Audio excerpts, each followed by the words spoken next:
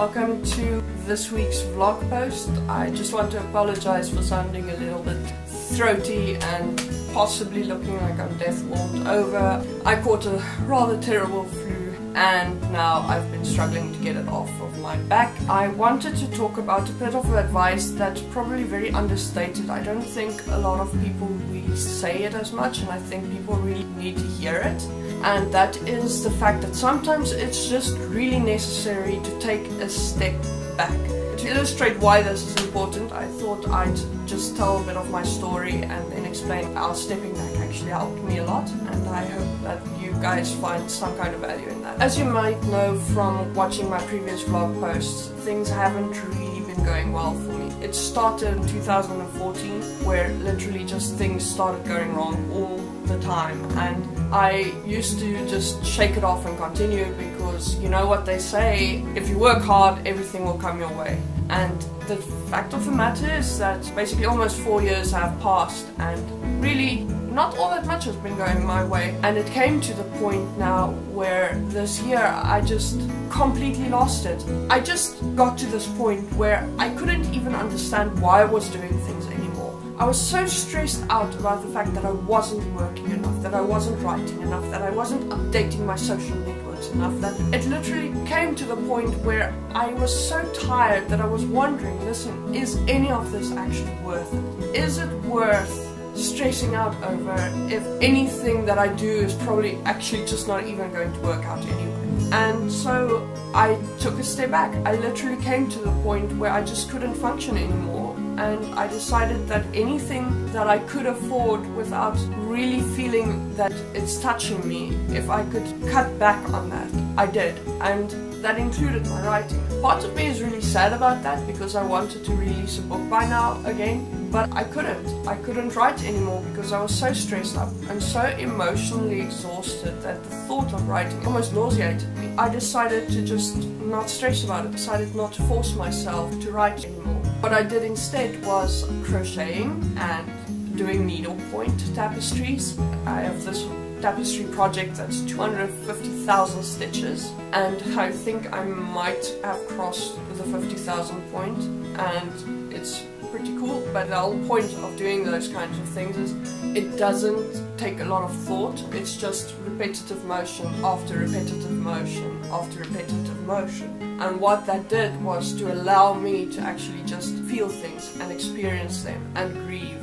and mourn and mentally rail at things and be angry and be tired and allow myself to experience those feelings that I've been suppressing ever since 2014. Once that was done and that was cleared out, I could actually gain a sense of perspective. I found a sense of value in the things I was doing again. Once I started picking things back up, I literally evaluated everything I was doing according to, is this worth it? Does this add value to my life? Do I actually still want to do this? That included my writing and vlogging and social networking and so on, but I'm doing it in a systematic way that prevents me from being overwhelmed. That is the most important thing of stepping back.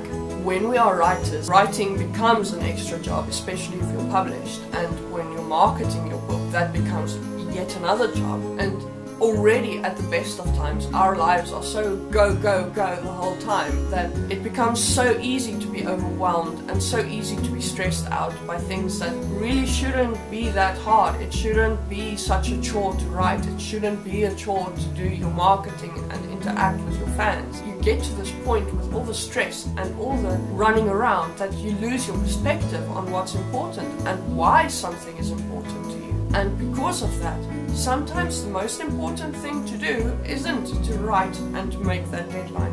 It's literally to say, you know what, fuck this. I'm going to take 2, 3, 4 days or weeks off, and I'm not going to do anything but needlework and do the absolute minimum that I need to do in order to get by without damaging my future prospects. Very important that not damaging future prospects. You don't want to completely pull back, but you want to at least be a bit responsible and realize that the decision you make now can have an effect, but you have to evaluate every decision that you're making about whether you're cutting it back based on whether or not you're willing to accept the brunt of the cost of cutting back. And you will find if you're measuring according to that, it does actually work out. That there are things that you will find that they're just not worth it, and so you can cut them back. And you just don't do them anymore. Why would you? Once you have that moment of peace and you create hours of available time where you are doing repetitive motions, or you're reading, or taking walks, or doing whatever you feel you need to do in order to recharge, it does come to the point where you can start listening to yourself and say, okay, but do I still want to write?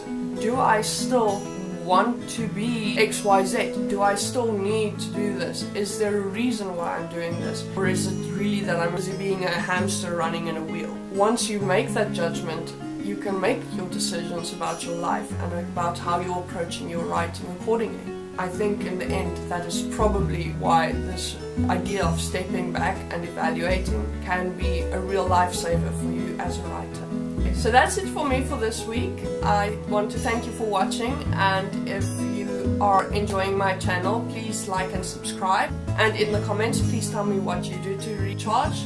Share your best tips for finding perspective. Maybe your advice might help another writer. You're also welcome to use the comments to ask me any questions about writing, publishing, or anything related like that. And I might use that as inspiration for future blog posts, and alternatively I will just let you know in the comments what I think the best answer is.